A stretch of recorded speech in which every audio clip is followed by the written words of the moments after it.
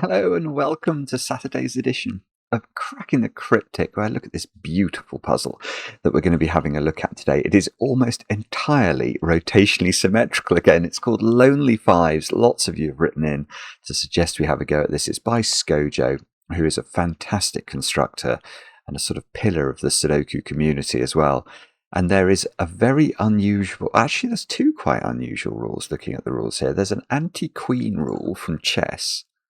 And these are tentropy lines. Don't worry if you don't know what a tentropy line is. I barely know what a tentropy line is, but the instructions do explain everything. So we'll read those together and have a look at this in a moment or two's time. It's got 4 stars out of 5 for difficulty, so hopefully not too monstrous. It won't consume your whole weekend, but hopefully it'll deliver a little bit of joy right in the middle of your weekends. Anyway, let's read the rules in a moment or two. What can I tell you about before that? A few things to mention today. We'll start off with a quick catch-up on how our monthly competition is going over on Patreon. Alien Invasion. Oh, now I need to refresh this, don't I? I haven't refreshed this for a couple of days. I've actually been away for a couple of days. How do I... Let's read... Where were we? We were at 78 solves of Mercury and 536 solves of Uranus. Now way over 1,000 solves of Uranus. And 393 looks to be the lowest number there. It's phenomenal. Well done to everybody who's managed to solve the entire collection of puzzles and figure out what's going on. There's still loads of time left. The closing date's the 20th. So if you'd like to win the chance to come onto the channel and try and solve a puzzle and appear in a video, then do get involved. It's over on Patreon right now. Other news. Importantly, for those of you who've been following our trips into the Blueprints mansion, Blueprints is going to be on Tuesday this coming week. That is because on Monday, which is our normal streaming day, I unfortunately, well, or fortunately, depending on how you look at it, it's my birthday. So I have some family commitments to attend to. So that's why we're going to be streaming on Tuesday. I hope that's okay. 10 p.m. UK time. I'll try and remember to put a link to that on the screen. What else? Birthdays. Let's look at the list of birthdays. Oh, now some of these I'm late with because, as I mentioned, I have been away. Amelia, it was your birthday yesterday. I'm sorry I missed it. You turned 18. Your boyfriend Paul did write to me. Actually, Paul was a little late with the notification, so it's not entirely my fault, this one. I gather you're having some red velvet cake, so enjoy that. And I remember Amelia and Paul, because they made a Tamagotchi me, like this image of me that appears in a game or something. I don't know, but I did show a picture of it about a month or so ago. But anyway, Amelia, enjoy your red velvet cake. I hope you did enjoy it. Maybe there's some left. Many happy returns.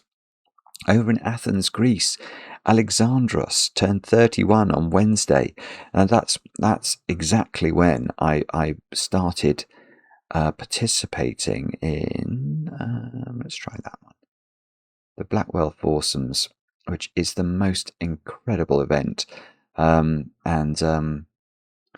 yeah, I mean that is one of my favourite trees in the whole world. This huge tree that sort of sits above the clubhouse in the 18th green. Blackwell is a wonderful, wonderful place. Congratulations to the Wighorns who won the competition yesterday afternoon, and yeah, well done also to Ollie and Steve, who I played yesterday morning in a most peculiar match. So it's foursomes competition. I think the eclectic score, foursomes means alternate shots, so one pair against another pair, alternate shots. I think the eclectic was something like 8 under par gross, and yeah, and Ollie and Steve were imperious and victorious, and there was very little that my partner Matthew and I could do about it. It was nice to behold, although it was a little bit depressing. Steve was better than me at university, and he's still better than me now. And Ollie is just ridiculously good at golf. So, yeah, well done to you two. And, yeah, commiserations to us. Anyway, that's by the by. Anyway, wonderful, wonderful place and wonderful competition. The Cookie Jar Golf guys. If you have any interest in golf, go and follow Cookie Jar Golf. Sam, Bruce, et al. Are just phenomenal people and a credit to the golfing world. Anyway, I've got distracted. Andre, I hope I'm saying your name correctly. It's Andre ending in an I. On Thursday, you turned 32. Your girlfriend Maria wrote to tell me this. I know that you're a big solver enthusiast for Sudoku. I think you're part of the Discord community as well. So I hope you had a great birthday, and I hope the chocolate cake was very fine. And then finally, a young lady becoming a teenager today, Sammy over there is it Malton, New Jersey? Your dad George wrote me an email and tells me you've been sitting on the couch solving Sudoku and you're now a better solver than he is. Well done you. Your mum Karen and George are getting an amazing chocolate cake, I'm assured about, from the local bakery today. So enjoy that, Sammy. Many happy returns, and thank you very much for watching the channel. That's all the news. Shall we have a go at doing some solving together? Let's have a look at the rules of Lonely Fives by Scojo. What do we have to do to solve this one correctly? I must have the correct glasses on because my other glasses broke this morning. One of those, what do they call them? Arms. It fell off. That was very unfunny indeed. Anyway, let's look at the rules to this one. Normal Sudoku rules apply. So we've got to put the digits 1 to 9 once each in every row, every column, and every 3x3 box. Boom. Anti-queen fives. No 5 in the grid. Maybe a chess... Oh, I nearly said a chess knight. A chess queen's move away from another 5. So if that was a 5, what would that mean? A chess queen would go all over the place because of the diagonals, wouldn't it? Would it go to all those cells? Have I missed any out? I mean, okay. So that if this cell is a 5, I think it would mean you couldn't put 5 in any of the green cells. Now, obviously, some of these green cells would be impossible to place a 5 in anyway, just due to normal Sudoku rules. So I think all of those would already be ruled out, but it would have a weird effect on the sort of diagonals. It's almost like a bishop's move constraint. Yeah, that's quite a weird way of thinking about it. But anyway, that is a rule in this puzzle. The next rule, tentropy lines. Every set of 4 adjacent digits on a hollow peach line must contain a digit from each of the 10 pair subsets of 1, 9, 2, 8, 3, 7, and 4, 6. A 5 may not appear on a tentropy line. Right, so if that was a 1, 9, and this was a 3, 7, and that was a 4, 6, this one would have to be from the 2, 8 pair, because you need to have one of 2 and 8 in every 4 cells. And so, because of that, this would also be a 2, 8, wouldn't it? Because that 4-cell sequence would need to contain a digit from 2 or 8. So there's sort of a weird pattern that would emerge if you were to alternate digits around these tentropy lines. And there's only one more rule. Oh, okay, it's just crocky. So a white dot between 2 digits indicates that those digits are consecutive. So if this was a 2, let's try to put 2, failed. This would be 1 or 3 to be consecutive with 2. And a black dot between 2 digits indicates that one digit is double the other. So if this cell's a 4, that would either be an 8 or a 2, because 4 is double 2 and 8 is double 4. So there has to be a doubling relationship between the 2 digits. And they are all the rules. Do have a go. The way to play is to click the link under the video as usual. But now I get to play Let's Get Cracking. And we saw this a couple of days ago on the channel, but it's another of these puzzles where if you ignore the black dot and imagine the grid was printed on a piece of cardboard and you put a pin through the exact center of the grid and then you turned the grid around 180 degrees, it would basically completely map to itself, wouldn't it? Those white dots would map to each other. The parallelograms would map to each other. So there's a lot of symmetry here. Now, okay, let's just pause for a moment and think about what that might mean for solving, because it is important. It might be important, and it certainly has been when I've solved puzzles with a lot of symmetry before. I wonder, actually, I've just had a different thought. I wonder if 5 has to go in the middle of the grid for that reason. But anyway, that might be a nonsense.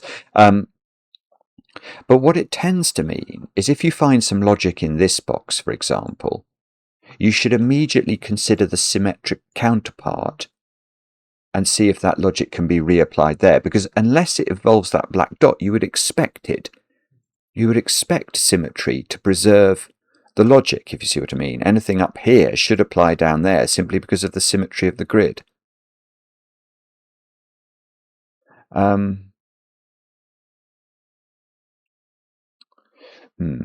Okay. So, I'm not sure where to start here, really. Is this 5 constraint very meaningful? Shall we... So, okay, you can't put 5 on the entropy lines. So, if we just take those cells and imagine they are completely out of bounds, you can't put 5 on a black dot, because then the other digit would be 2.5 or 10.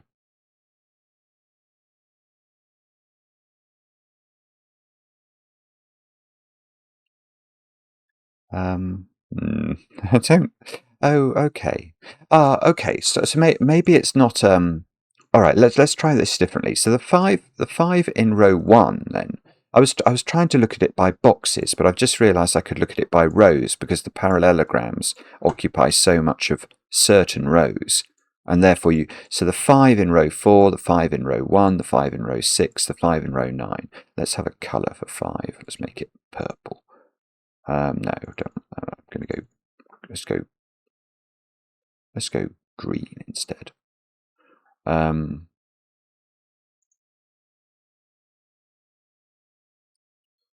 there's this queen move, isn't there? I don't know, actually. So, okay, let's just quickly shade in the 5s in the other positions. Oh, so 5, okay, 5 in box 5 actually has to be in one of those 3. I hadn't seen that. Because it can't be on the entropy line.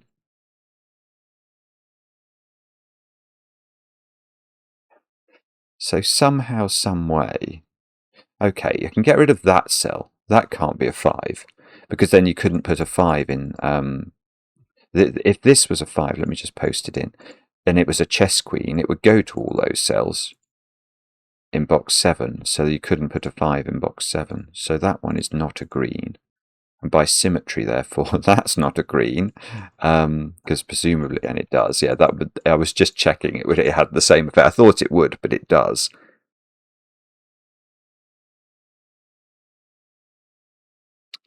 Golly gosh, I don't know then.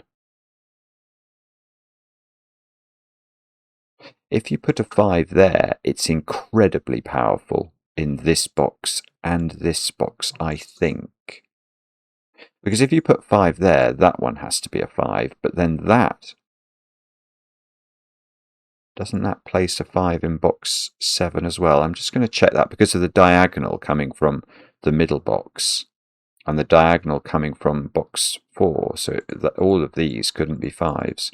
So I think you get several 5s straight away.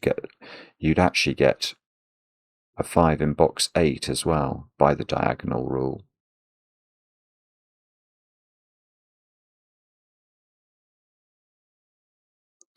Right, that's fascinating, and that is weird as anything. I'm just going to give those a flash for a moment. So what I said was, if this is a 5, it was going to put a lot of pressure on 5 in these two boxes. And that's true. But it's actually going to be impossible now to put a 5 into box 2. And the way it's difficult to see, because you have to think about the diagonals from these two cells. So by Sudoku, if these are both 5, you can see the 5 has to be in one of those two cells in box 2, but that one sees this one, and that one, I think, is on the other diagonal. So actually you can't put a 5 in at all. So that means this cell can't be a 5. Now, does that mean that cell can't be a 5? This isn't going to do anything, is it?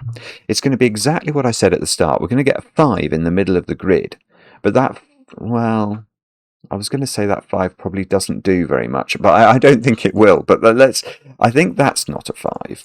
Now, is the same true of that one? So if this was a 5, this would be a 5, this would be a 5, that would be a 5. It must be the same. Yeah, it's the same logic. You get a 5 in box 8 down here, and these two cells. Well, no, actually not those two. That one. This one sees that one sees, whoopsie, that one sees this one. So it is the same. I mean, it should have been the same, and it is. So we do earn a digit, and that's going. Okay, so that's a green. So now we can get rid of greens from any diagonals. I was about to say, we can get rid of those two.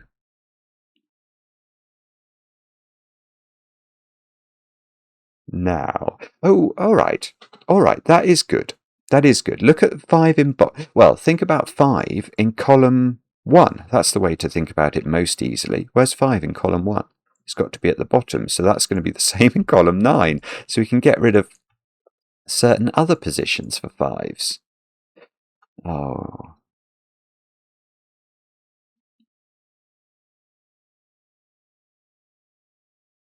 No, it doesn't quite work, does it? So how do we go further than that? And the answer may well be that we can't.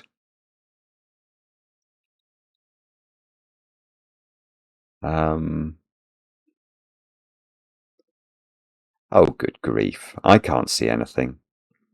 Can future Simon see anything and tell me? If that's a 5, that would be a 5. That would be a 5. Are he seeing box 8 somehow again? That would be a 5. That would be a 5. That would be a 5. Has that worked or not? It's quite incredible that you can actually, virtually place all the 5s.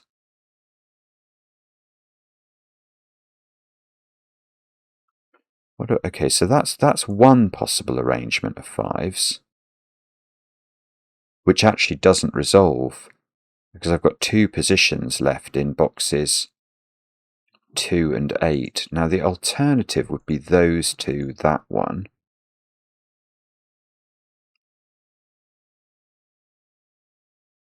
I think that's going to be worse actually, because I don't think I'm going to earn. I can't actually see what that's doing at all. Oh, okay. No, that's fine as well. Right, so let's just go through this slowly.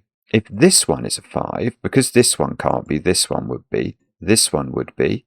Now this cell and this cell, I think, see those two on the diagonal. So the 5 would shift into row 8, which would make that a 5, that a 5, that a 5. And presumably then, one of these two are 5.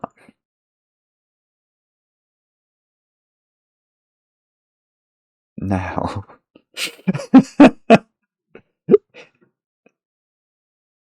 I mean, that's it. That's absolutely bizarre. So there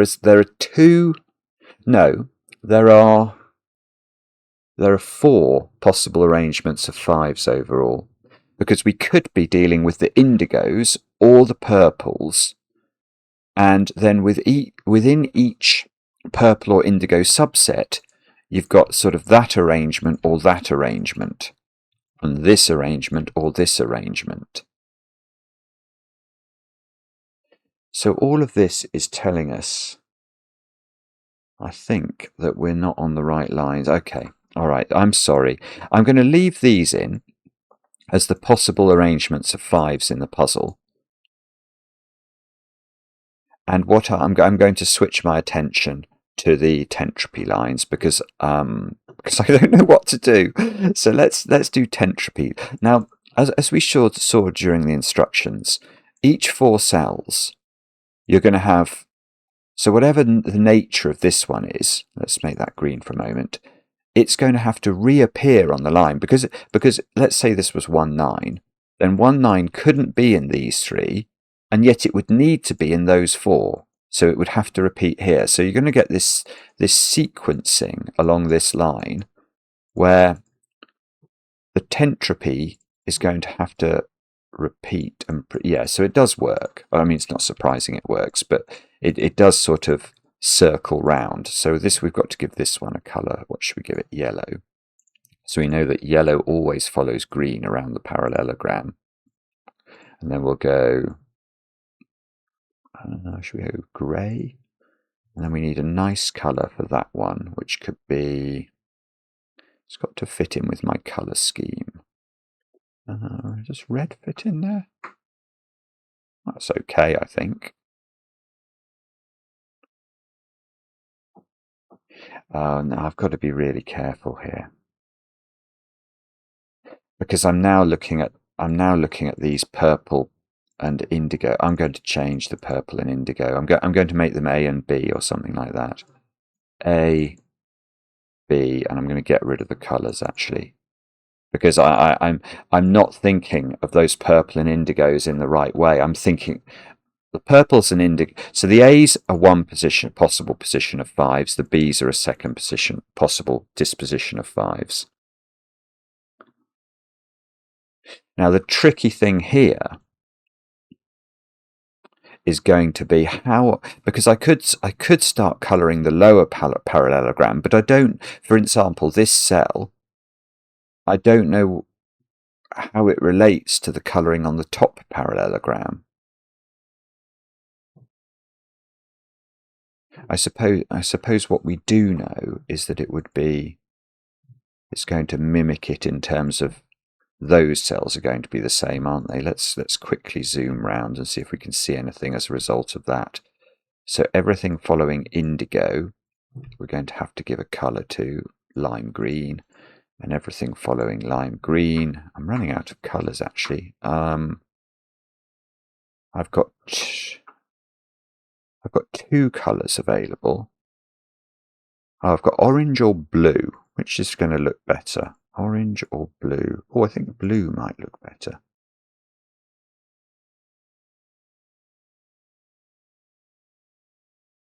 Somehow or other,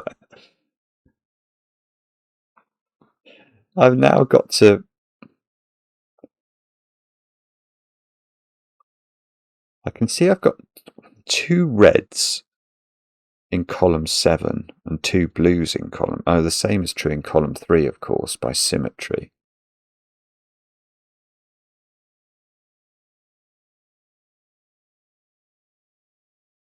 Right, that has given me an idea. That's actually very, very beautiful. I don't know the disposition of 5s, but I know more than I did before. Because B can't be 5 now. That's just gorgeous. That is a gorgeous idea. I wonder how, Scojo, how on earth did you come up with that? That's weird. B can't be 5.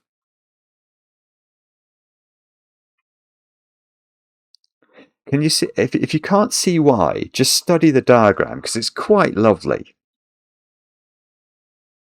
That is absolutely lovely. Right. We've seen some amazing break-ins recently. The Rocky Row one the other day was extraordinary, but I really like that. Right, why can't B be 5? And the thing to note is what it would do to blue and what it would do to red. So if this is 5, let's put 5 in. What's this digit? And the answer is we have no clue. But we know it must be consecutive with 5, so it's going to be 4 or 6. Now what's this digit? We know this must be consecutive with 4 or 6 and not be 5. So blue becomes 3, 7. But by symmetry, we could do exactly the same thing here. So red would become 3, 7. Which means that the tentropy pair of red is the 3, 7 pair. So these become 3, 7. And these become 3, 7. And look how many 3s and 7s we have in two columns, in column 7 of the grid. Far too many is the answer. Far too many. So that's totally not going to work. We are going to have to say B. No, that did work. B. I can just double click on it and take it out. So A is the correct. Well, A is the correct disposition of 5s, but we don't actually know all of them still because we have this ambiguity here. But we can fix that like that. So if this was a 5, that would be a 4, 6 pair. If this is a 5, then 5 isn't on those white dots.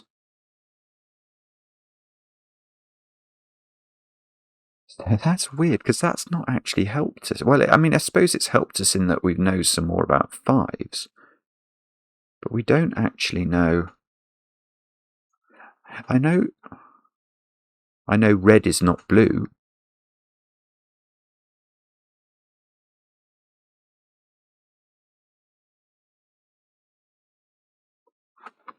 What on earth do I do with this? It's not, I can't use this black dot, can I? Like, if that black dot is a 1, 2 pair, for example, then I can't put 1 or 2, but I could put their complement. I could still put 9 or 8 in those. So it's not, if this is a 1, 2 pair, I'm not saying I can't use 1, 9 or 2, 8 for any of these tentropies at all, because I can use the high digit from those tentropies.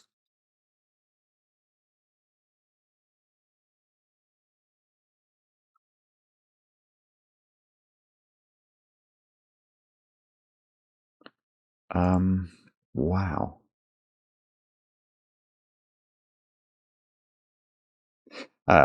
Okay, look at row 4. That's interesting. That is interesting. That in row 4, I have got 2 yellows and 2 greens. So the rest of this row, I've got the 5 here, which is not going to be a coloured digit, but I need this row to have 2 reds and 2 greys in it, and that can't be a red because of the it's already, both reds are in the column, so that's a grey, and that's a red. I mean, the problem with this is just going to get very complicated. Of course, I can repeat that logic in row 6. It's going to be blue and lime green, and this one's going to have to be lime green because it can't be blue, so that's going to be blue.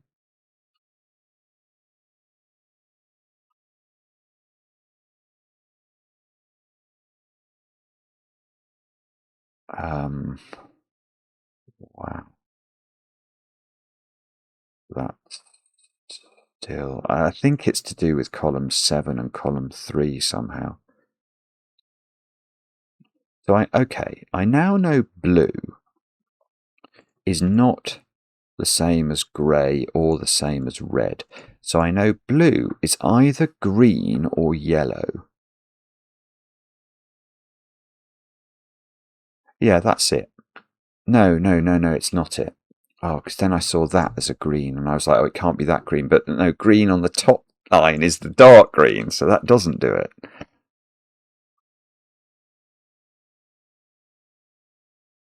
And what do we need in row 1? What's this digit on the thingy dot? That digit is red or... Oh, hang on. Can that be red? Yeah. No. Oh, that's lovely. That is lovely. Look at row 1. In these 2 cells, I think we've got red and grey to place. Now, if this was red, that would imply that these 2 digits, they can't be the same as each other, so they must be 2 different, yet in the same tentropy set. So things like 2, 8 won't work, because they're obviously many, many different. The only thing that would work would be a 4, 6 pair. And 4, 6 could be in these cells, except what digit would separate them in a consecutive sequence, which it would have to be, this would have to be a 5, which it can't be. So that must be not red, that must be grey. This must be red. So now grey and red are the same parity. Because obviously, imagine this was odd, then this will be even because it's consecutive with odd, and then this will go back to being odd again. So if grey and red, so grey and red are either from 1937 or they're from 2468.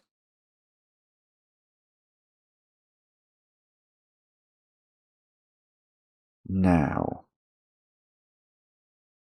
okay, and that logic I can propagate here, presumably. Yeah, these are going to be blue and green, and that's going to have to be green, and that's going to have to be blue.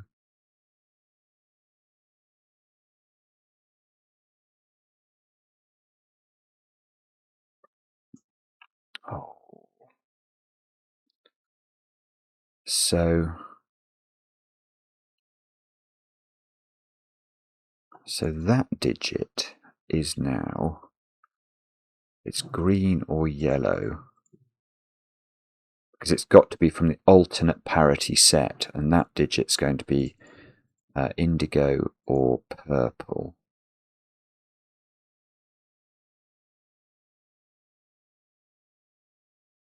I would absolutely love it if there is some way of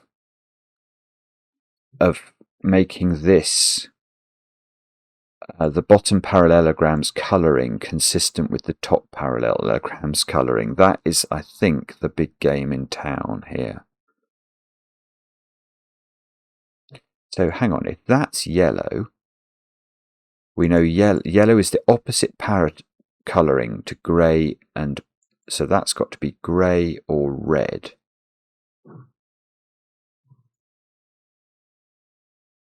But I think it could be either.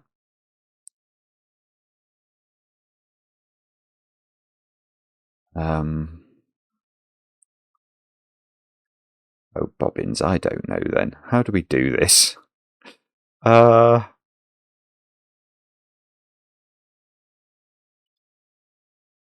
It's not the fives, is it? The fives. I actually don't think it is the fives. I think it's something to do.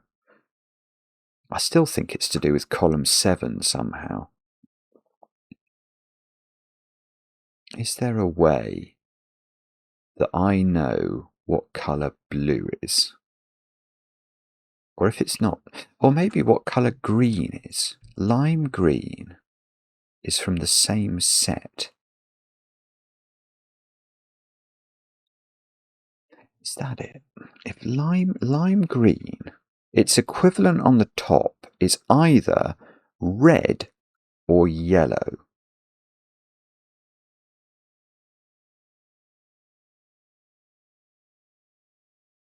And if it was red, it can't be red. I mean, that's hard to see, but it can't be red, I don't think. Let me try and explain that. So we're going to have to keep parity in our brains to understand this. Okay, but we know on the top line, the digits that share parity are grey and red.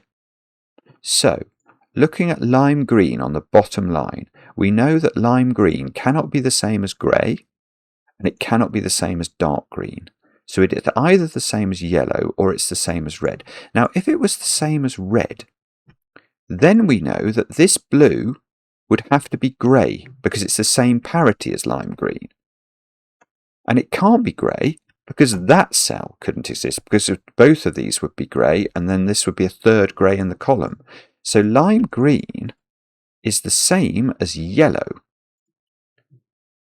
which is a surprise, and that means that yellow's parity is shared with dark green, so blue is dark green.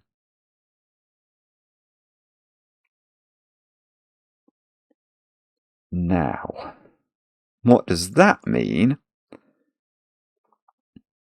So the thing we're left with an ambiguity over is what is purple and what is indigo on the bottom line. We know that they correspond. Purple and indigo correspond to grey and red in some order.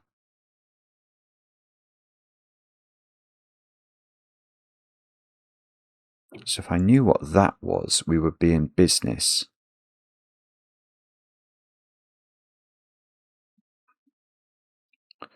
Because that would determine indigo in column 5.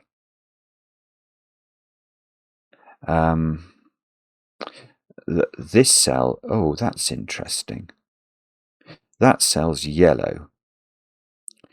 And we know that because we know this is yellow, so one of those is yellow. And so yellow must, oh, hang on, am I wrong about that? Oh, I've got to be so careful about this. Yellow is fine. It's fine to do Sudoku with yellow because I know yellow is not grey and I know yellow is not green. So that is definitely yellow. That is fine.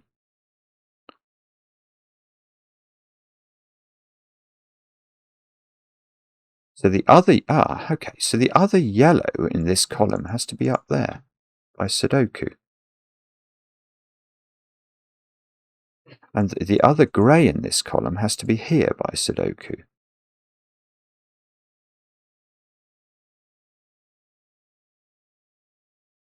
I think that feels correct. Now, what does that mean? That means these two squares are grey and green, not Graham Greene. No, and that's a very different thing. At the End of the Affair, one of my absolutely, I think that is an incredible film and book, if you've ever read it. I think that's Graham Greene. Graham Greene, not Graham Greene. Right, okay, come on, Simon. Stop thinking about Graham Greene or The End of the Affair. Think about the puzzle. Try and solve it.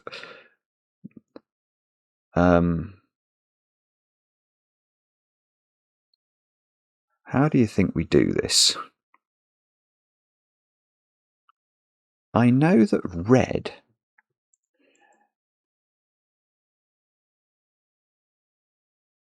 Oh, okay. If I've done that column, I was going to say I should be able to do that column, but that might not hold true because the symmetry may not be. Actually, I didn't really use the black dot property. So yeah, I should be able to do that. Is that true? Should I be able to do the exact? I must be able to do the same thing in these two columns, surely. Or have I gone crazy? Yeah, I'm going to do the same thing. So grey is not yellow or purple on the bottom line. So grey is either, on the bottom line, it is either green or indigo. Now, if it was green, grey, I know grey isn't green from this column. But let's just go through that and make sure we're right. If grey was... Well, hang on. It's just impossible because I've already... Grey and green. Grey and green again. Grey and green. It's very useful to solving this puzzle. Grey and green are sort of resolved, aren't they? No, they're not. No, they're not, Simon. Because grey and red correspond to indigo and purple. Well, okay, but it's still the same point. Grey is definitely not purple. So grey must be indigo. So indigo is grey and red is purple. And that is how the colouring... I'm going to take the colouring out of the... Oh, I am actually. I'm going to take the dual coloured cells out and see if we can do better now. Now that we understand. Yeah. Yes. And now we can. Because now we've got the colouring resolved on the parallelograms, we can now say where is this digit in column 2? It has to be there. So presumably I can do this digit. So which one was it I just did? I said that digit, which is the same as that digit. So where is red in column 8? It's got to be here. So where is the second grey in this column? It can't be here. So this is grey. Therefore, this is green. That's 2 greens in the column, so that's good. So yellow and green. Do we know anything about their parity? Yes. Yes, we do. Yellow and green are the same parity from this white dot sequence. So we now know that this black dot is not a 1-2 pair, because that would have digits of different parity, or a 3-6 pair, because that would have digits of different parity. So it's either a 2-4 pair or it's a 4-8 pair. It must have 4 on it. And now we know the parity. This is fantastic. So yellow and green are always from 2, 4, 6, 8. Oh, and that one can't have 6 on it, because they're always even. That's what we've just discovered. So grey and red are 1, 3, 7, 9 parity. I don't know if that's actually improved. I don't know what I've just done there has actually improved my lot in life. That is green by dint of colouring. So I must be able to do. Oh, is it column? Yeah, where's yellow in column 2? Yes, I need to just do my symmetry, don't I? Now these two are both grey, apparently, which would suggest that that's yellow. So in this row, I've not put in these are from green and red. And that I don't seem to know the answer to. But these two are red and grey. What about those two? Oh, maybe column 3, because I've seemed to have done, column 7, I may have used the black dot logic, but let's have a look at column 7. I need, this can't be grey. I need a second grey, so that's grey. This is therefore yellow. And those are yellow and green, look. And if they're yellow and green, this is red by Sudoku. I don't know what that one is. So now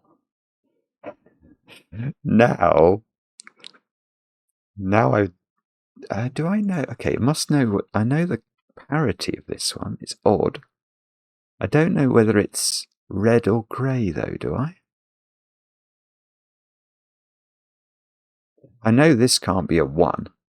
Because both of these would be a 2. So that's so red is definite, or this red is definitely not a 1. And it's not an, that's it. That's it. Yeah, of course. How could this be extreme?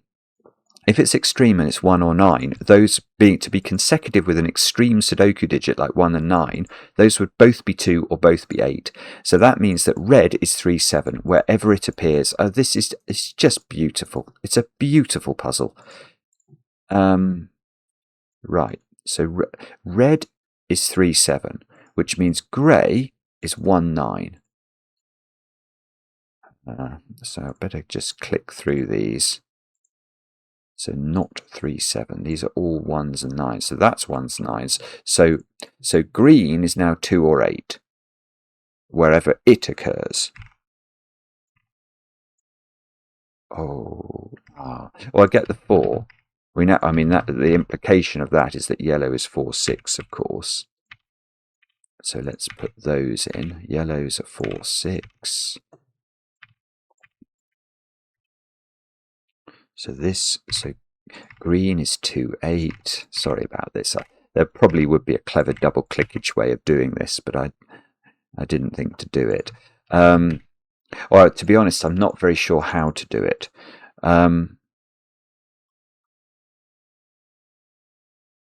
So now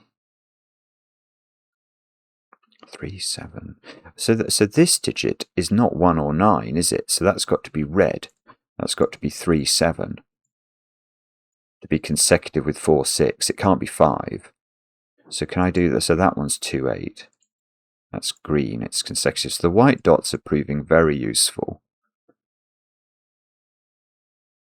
Ah, yeah, that's it. Right. Look at the possible disposition of 5s. If we have a 5 here, we also have a 5 here. And both of these digits would be consecutive with 5, and they would be a 4-6 pair, and that would clash with yellow. So the 5 disposition has got to be in the other two positions. And this column needs a 2, 8 and a 3, 7. It's going to...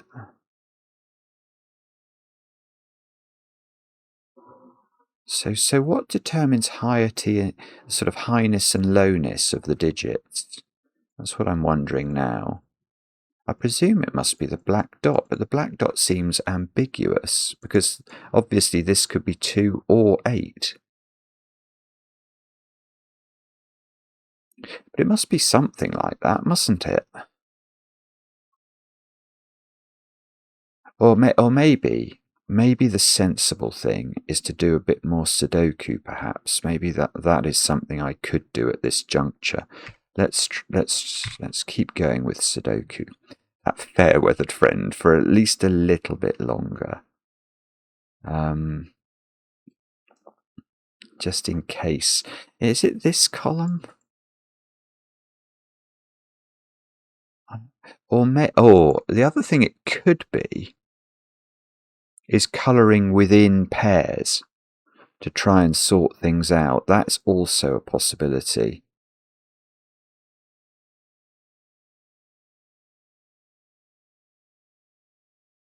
I'm unsure is the technical term for where we are now. We know these are 1 9s. I know this is 3 7. I know this is 3 7. I know this is 1 9. So in this row, nearly, but now I need a second yellow in this row. I don't think I know where it goes.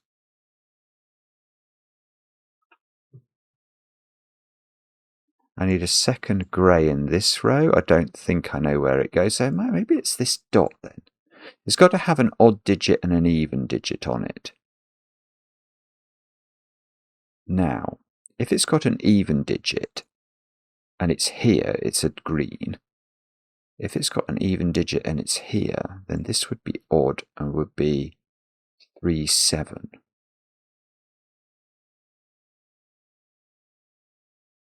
And then this would be either 4 6 or 2 8.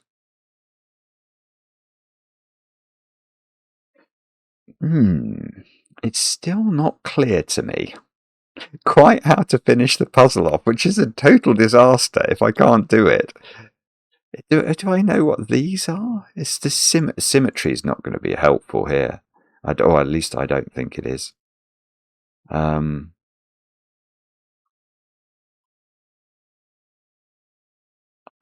Don't think it is anyway. Is it this? No, I don't think it's likely to be 9 8 2 3 4 or 1 2 8 7 6, and everything would just flip round. Slightly. Oh, that's a 6. So maybe it's just Sudoku. It is. It is. I didn't realise. I'm so stupid.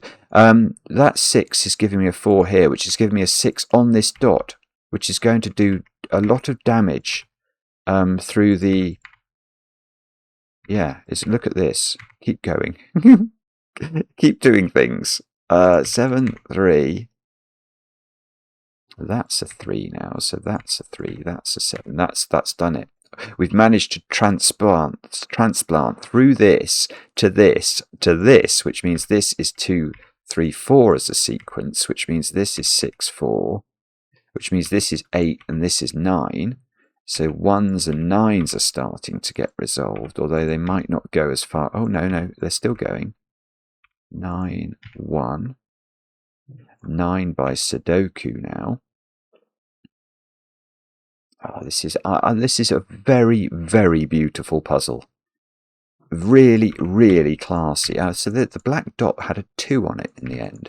2, 8, 2, 8 in the corner, I suppose. So 8 there, 2 there. This is 2, this is 8, this is 2, this is 1, this is 9. So that's 9, that's 1. So this is 9 now. I think it does seem to be sort of working slowly but surely. I know there's an 8 in one of those. How do we resolve? Oh, it's going to... Okay, so it's going to be...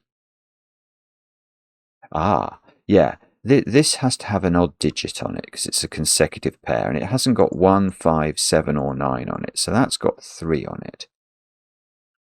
So the other digit with that can't be 2. So this is a 3, 4 pair, which makes this one 6. So that one must be 6, that one must be 6. These are 4s. That resolves the 4 and the 3, believe it or not. And we can now do 2 in this column. This has to be an odd digit, and it's not going to be a 3, so that's a 1. So that's a 1. That's an 8 by Sudoku. Now hopefully that's a 6 by Sudoku. That's a 4 by Sudoku, and that's probably a 7. Okay. Now 7 has to appear in the middle box. That's meant to be a red digit, isn't it? So this is going to be a green digit. So this is the 2, this is the 8. We've actually nearly finished, I've just realised, which is slightly surprising. But that's a 4. A 4 is meant to be a yellow digit, which means this is going to be a green digit, and that's going to be 8. And the same is going to happen down here. This is going to be a 7 by Sudoku, which is the red one. That's going to be grey, therefore, which is 1 or 9, and it's going to be 1. And all that is left to do, apart from click the tick, is double click everything. So the 3s and the 7s are all meant to be red. The 2s are meant to be green. The 5s never got a colour. We could make those... Oh, we can make them anything now. The 4s are meant to be yellow. And that is absolutely world-class. Loved it, Scojo. Let me know in the comments how you got on with the puzzle. I enjoy the comments, especially when they're kind. And we'll be back later with another edition of Cracking the Cryptic.